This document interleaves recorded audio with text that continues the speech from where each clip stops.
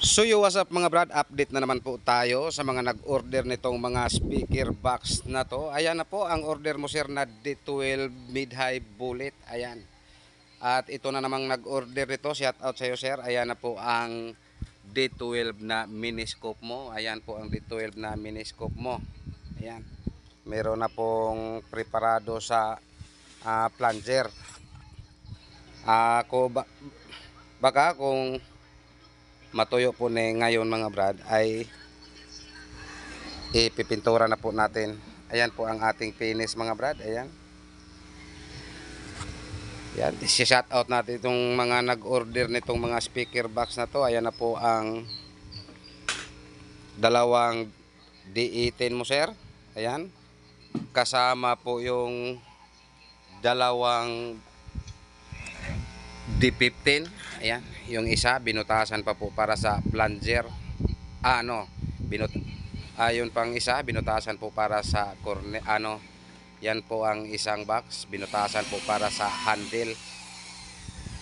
At shout out po sa nag-order nito from Misamis Occidental.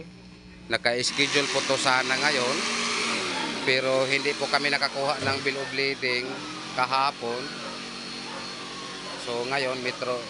So ngayon medyo atrasaho na po tayo sa oras. Baka sa Lunes na po to ma-ship namin sir. Yan. At ito namang nag-order ito, dalawang D12 mid-high bullet, kulay orange po ang gusto ni Mr. Customer. Ayan. Tinanggalan po ng balot mga brad kasi nalimutan po sa pagbutas ng handle. Ayan po ang kurma sa ating bullet. Ayan po ang pangalawa. Nabalot na to sana pero nalimutan po sa butas ng handle. Naka-schedule po to ngayon, pick up. Ayan. At meron pa dito, bali yung Samis-Samis, 12 po tong box na in-order niya sa amin.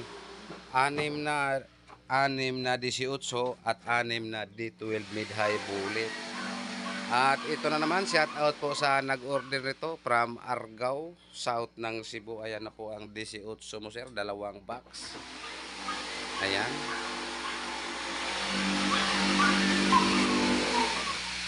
Ayan. Yan po ang screen. Full cover po sa order ni Mr. Customer na taga Bohol. Yan na po ang full cover. Yan na po ang para cover sa miniscope mo na dalawang. Ayan na po ang cover sa dalawang miniscope mo sir.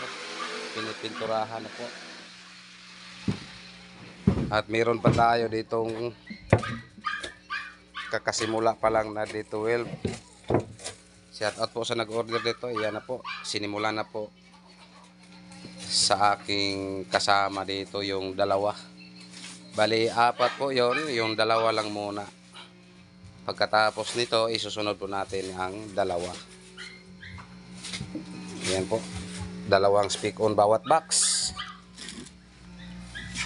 At ayan po ang marine sa ating ginagamit mga brad. Yan po ang brand sa marine na ating ginagamit. Ayan. Napaka-solid po to na brand sa marine mga brad. Ayan. Kung makikita niyo walang halo po. Yan, walang halo. Yan, kung makikita ninyo. Yan po ang aming mga box dito mga brad. Merong screw, merong pako. Yan, kung makikita ninyo, merong mga butas-butas. Yan, dinaanan po yun sa screw. Ayan. Yan, yan, napakasulit po to na brand. Napakasulit po to nga marine mga brad. Walang halo. Ayan. Yan po ang tatak sa ating ginagamit na marine. Yan, binutasan na rin ang isa. Pagkatapos ito, pwede na to ma-pick up mo sir dito sa aming site. Yan po ang isa, tapos na.